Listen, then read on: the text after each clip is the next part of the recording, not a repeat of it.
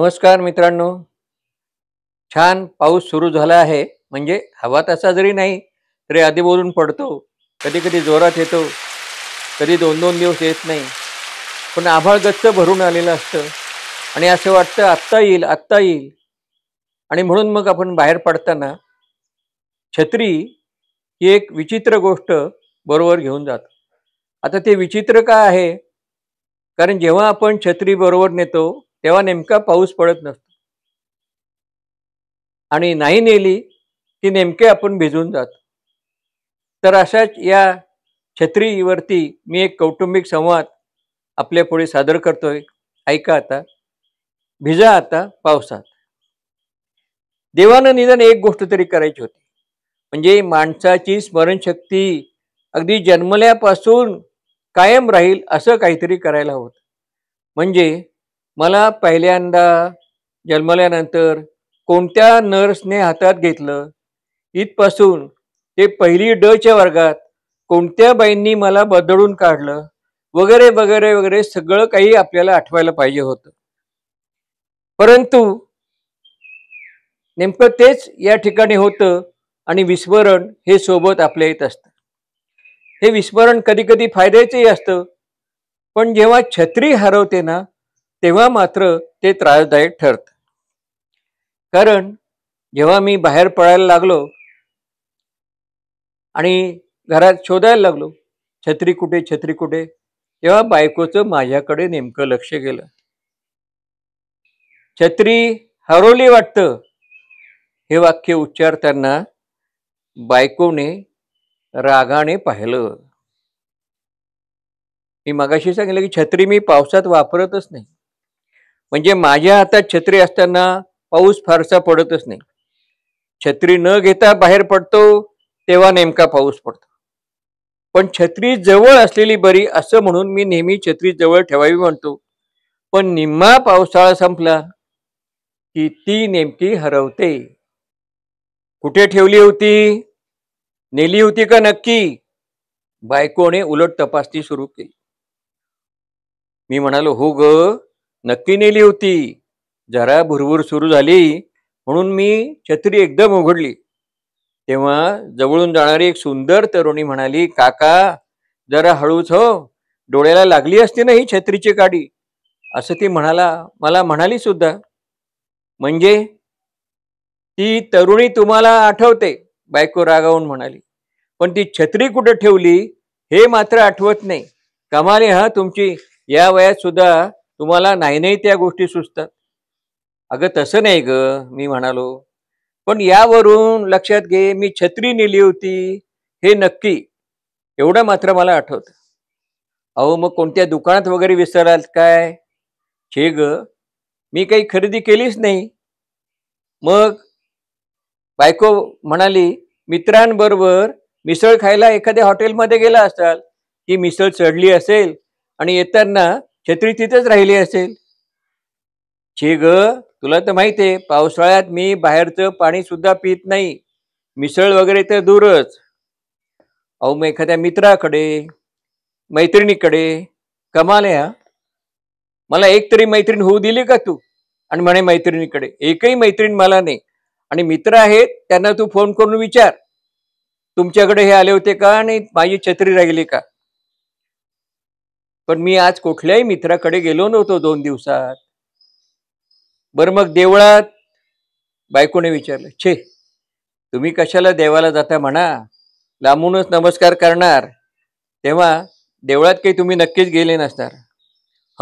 अगं आठवलं बरं का, काल गुरुवार होता ना, तर त्या एकमुखी दत्ताला म्हटलं जावं.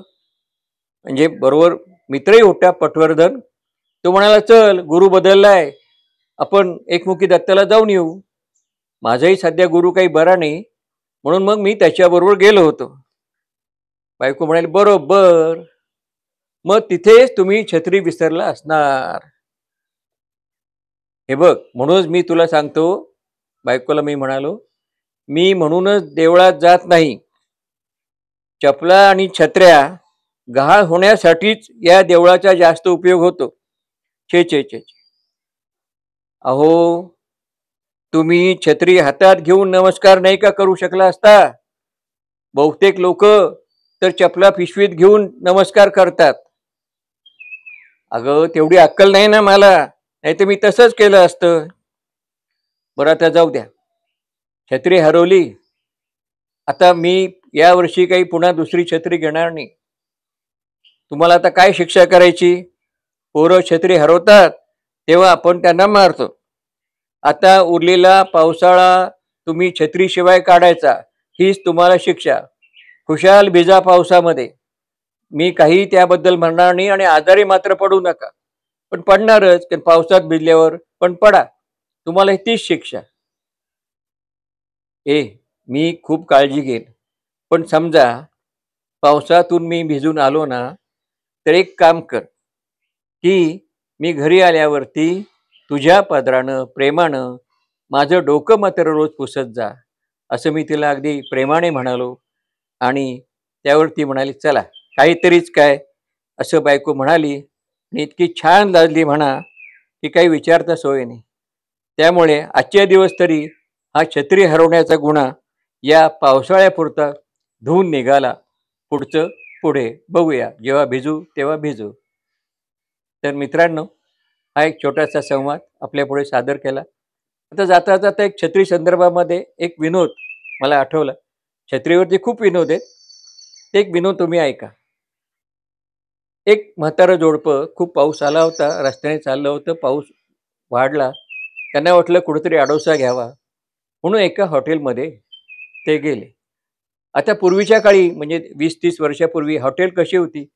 आता काय सगळे सर्रास बायका, पोरं, मुलं सगळे एका वेळेला हॉटेलमध्ये जाऊ शकतात, कुठेही बसू शकतात. तितका मोकळेपणा तेव्हा नव्हता. स्त्री पुरुषांना किंवा फॅमिलीला बरोबर न्यायचं तर खूप आवडल्यासारखं व्हायचं. तेव्हा त्या हॉटेलमध्ये पडदा लावलेल्या छोट्या छोट्या खोल्यासारख्या असायच्या, फॅमिली रूम म्हणायचं त्याला. म्हणजे फारसं काही फार अगदी उत्तम बांधलेल्या नव्हत्या, पण पडदा बिडदा असून त्या जरा सुरक्षित केल्या होत्या. आणि त्या ठिकाणी मग फॅमिलीला, बायकोला, प्रियकर प्रेयसी जाऊन बसायचे, तरुण तरुणी जाऊन बसायच्या. तर अशा त्यावेळची ही गोष्ट आहे. तर हे आजोबा आजी बसले, ते फॅमिली रूममध्ये गेले, चहा वगैरे घेतला, पाऊस जरासा थांबला आणि मग दोघंही जरा बाहेर पडले. बाहेर पडल्यानंतर आजोबांना लक्षात आलं, अरे आपली छत्री तिथेच राहिली. आणि मग आजोबा लगबगीने पुढे आले. तर तेवढ्यामध्ये त्या फॅमिली रूममध्ये एक प्रियकर प्रेयसी बसलेले होते. आणि प्रियकर प्रेयसी बसले हे त्यांना त्या फटीतून किंवा त्या पडद्याच्या मध्ये जो जागा होती त्यातून त्यांना हे कळलं. आणि आतून आवाजही येत होता बोलण्याचा. मग त्यांनी विचार केला, आज जावं की न जावं. तेवढ्यात त्यांना काही संवाद कानावर पडले. ते संवाद असे होते, तो तिला विचारत होता, हे प्रिये, हे ओठ कोणाचे ग? तेव्हा ती म्हणाली, तुझेच राजा. हे प्रिये, हे गाल कोणाचे ग? तुझेच राजा. हे प्रिये, हे सुंदर सुंदर डोळे कोणाचे ग? तुझेच राजा. तर हे प्रिय, हे प्रिय चालू होतं. ती म्हणत होती, तुझेच राजा, तुझेच राजा. तेव्हा आजोबा गडबडले, अहो ते सर्व जरी तुमचं असलं ना, तर ती छत्री फक्त माझी आहे हा, असं ते म्हणाले आणि छत्री घेऊन परत आले. तर मित्रांनो, आपणही या पावसाळ्यामध्ये छत्री वापरणार असाल तर ती विसरणार नाही कुठे, याची काळजी घ्या. पण विसरलं तरी हरकत नाही. घरी कोणीतरी पदराने डोकं पुसणारं, मायाने जवळ घेणारं असणारच, तोही आनंद वेगळा. तरी पण पावसात भिजण्याचा आनंद घ्यायचा असेल तर छत्री नक्कीच कुठेतरी विसरून या. हा संवाद आवडला असेल, हा विनोद आवडला असेल तर नक्कीच आपण आपल्या मित्रांना शेअर करा, लाईक करा आणि सबस्क्राईब करा. पावसाळ्याच्या खूप खूप शुभेच्छा. नमस्कार.